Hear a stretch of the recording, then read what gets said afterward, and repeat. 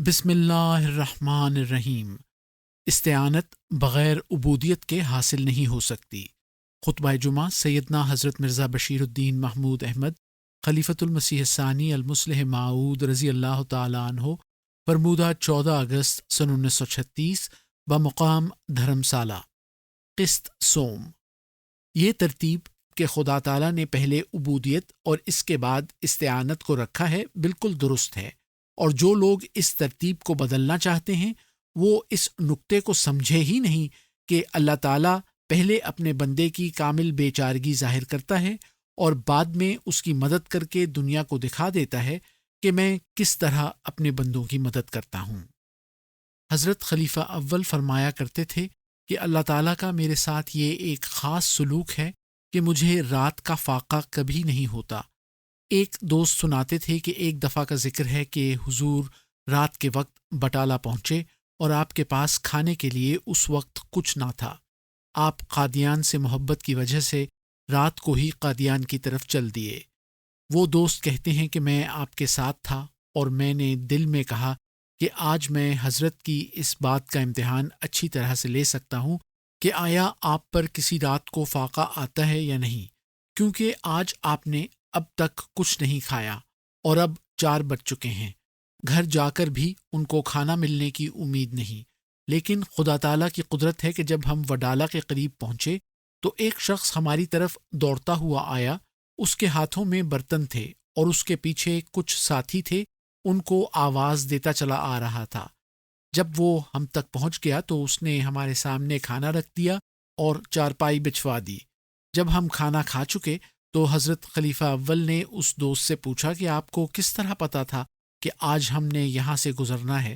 کہنے لگا مجھے معلوم تھا کہ آپ دہلی گئے ہوئے ہیں اور دہلی سے واپسی کا دن آج ہے، اور میں صبح سے کھانا لیے بیٹھا ہوں کہ آپ اب تشریف لے آئے ہیں۔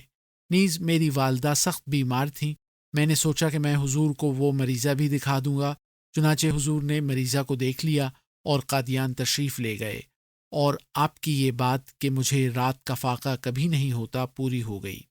تو مومن جب اللہ تعالیٰ کا ہو رہتا ہے تو ایاک نستعین کے ماتحت خود بخود آ جاتا ہے، اور ہر مومن سے اللہ تعالیٰ کے مختلف سلوک ہوتے ہیں۔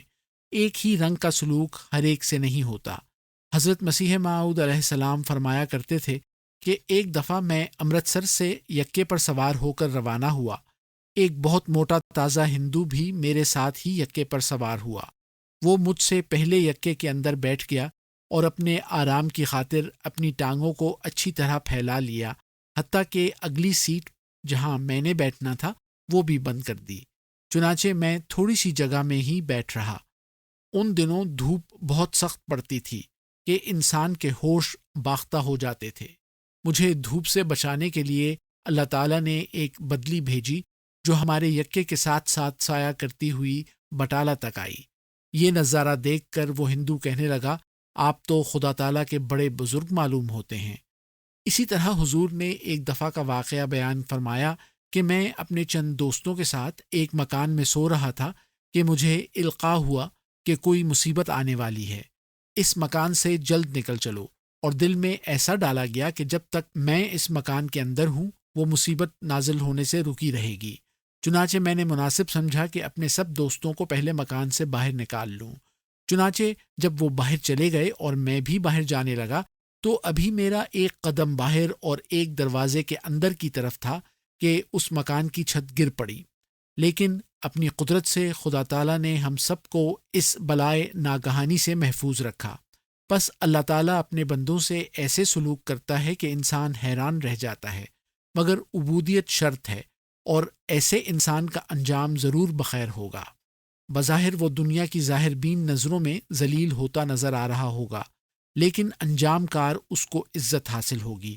بظاہر وہ بدنام بھی ہو رہا ہوگا، لیکن انجام کار نیک نامی اسی کو حاصل ہوگی۔ گویا اس شخص کی ابتدا عبودیت سے اور انجام استعانت پر ختم ہوگا۔ عبودیت کے معنی بندگی کے ہیں، اور مثل مشہور ہے کہ بندگی بے چارگی، اور استعانت کے معنی ہیں اعزاز۔ گویا جب انسان بے چارگی کے مقام پر پہنچ جاتا ہے تب اس کو اعزاز حاصل ہوتا ہے۔ اس لیے یہ ترتیب کہ خدا تعالیٰ نے پہلے عبودیت اور اس کے بعد استعانت کو رکھا ہے بالکل درست ہے، اور جو لوگ اس ترتیب کو بدلنا چاہتے ہیں وہ اس نقطے کو سمجھے ہی نہیں کہ اللہ تعالیٰ پہلے اپنے بندے کی کامل بے چارگی ظاہر کرتا ہے اور بعد میں اس کی مدد کر کے دنیا کو دکھا دیتا ہے کہ میں کس طرح اپنے بندوں کی مدد کرتا ہوں۔ اگر استعانت حاصل ہونے سے پہلے انسان پر بے چارگی طاری نہ ہو تو پھر استعانت کو بھی لوگ ایک اتفاقی امر سے زیادہ وقت نہ دیں گے۔ ہر انسان کا فرض ہے کہ استعانت کے اس مقام کو حاصل کرنے کی کوشش کرے۔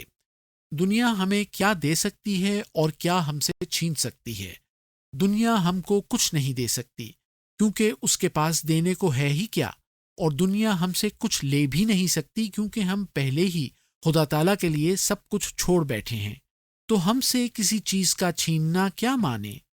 حضرت مسیح موعود علیہ السلام سنایا کرتے تھے کہ ایک اندھا کسی سے باتیں کر رہا تھا، اس کی بلند آواز کی وجہ سے کسی تیسرے شخص کی نیند اچاٹ ہو رہی تھی۔ وہ اندھے سے کہنے لگا، حافظ جی سو جائیں۔ اس اندھے نے جواب دیا، بھائی میں نے سونا کیا ہے، بس خاموش ہی ہو رہنا ہے۔ اس کا مطلب یہ تھا کہ میری آنکھیں تو پہلے ہی بند ہیں، اگر آواز بند کر لوں تو بس یہی میرا سونا ہو جائے گا۔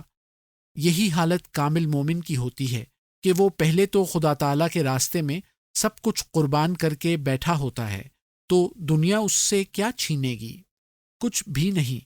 مومن نے اگر دنیا کو تھوڑا بہت ہاتھ لگایا ہوا ہوتا تو وہ بھی اللہ تعالیٰ کے حکم کے ماتحت ہی ہوتا ہے، جیسا کہ سید عبد القادر صاحب جیلانی رحمۃ اللہ علیہ فرمایا کرتے تھے کہ میں جب تک اللہ تعالیٰ کا حکم نہ ہو لے کھانے اور پہننے کی طرف ہاتھ کو نہیں بڑھاتا، اور ایسے شخص کو کوئی لالچ بھی کس طرح دلا سکتا ہے، کیونکہ ایسے شخص کو خدا تعالیٰ زمین و آسمان کی بادشاہت دے دیتا ہے اور وہ خدا تعالیٰ کا نوکر ہو جاتا ہے۔